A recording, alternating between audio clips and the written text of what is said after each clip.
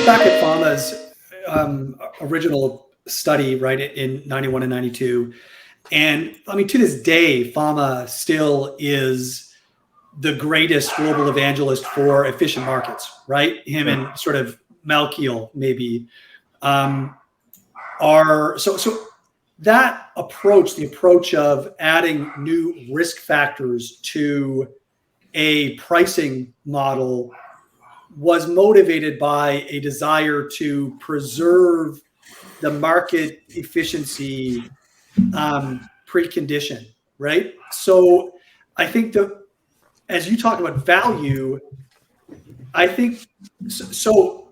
The idea of the difference between a factor in the factor literature context, the academic context, and an anomaly, to my understanding, is a factor can be explained by risk, right? It cannot be arbitraged away because investors need to take more risk, or they're taking some type of extra risk in order to generate extra return, right?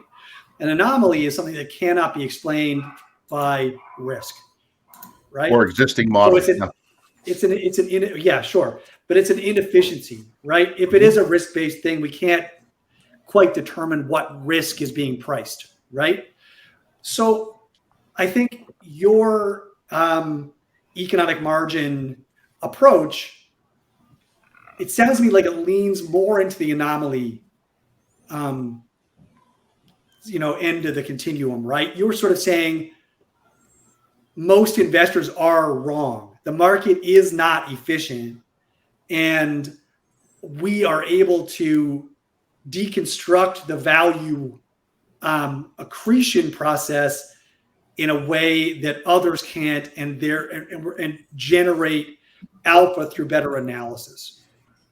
Is that a fair characterization? So I certainly agree with the second part of what you're saying. I don't by any means say markets, most stocks are wrong. I think actually the majority of stocks are probably fairly priced and we'll look at some slides later. But in general, at the extremes, I believe you consistently have mispricing. And I think the move towards passive investing has only exacerbated it. I mean, just mathematically, every time a dollar goes into an index fund, it's over allocating capital to overvalued stocks and under allocating capital to undervalued stocks. Now, the question becomes, can somebody sift through that and figure out in a cost-effective way which are the overvalued stocks and which are the undervalued stocks? That by no means is easy, but I think the opportunity certainly lies for that. I think institutionally, the runway for firms that are able to do that through time, it's a long runway. I think institutionally, there's a lot of factors that will continue to make passive get larger and larger. To the extent you're a huge institution, your biggest thing is not shitting the bed, right?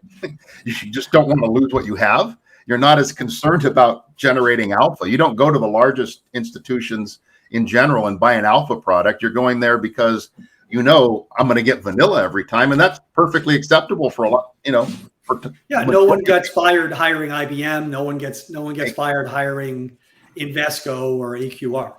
Correct.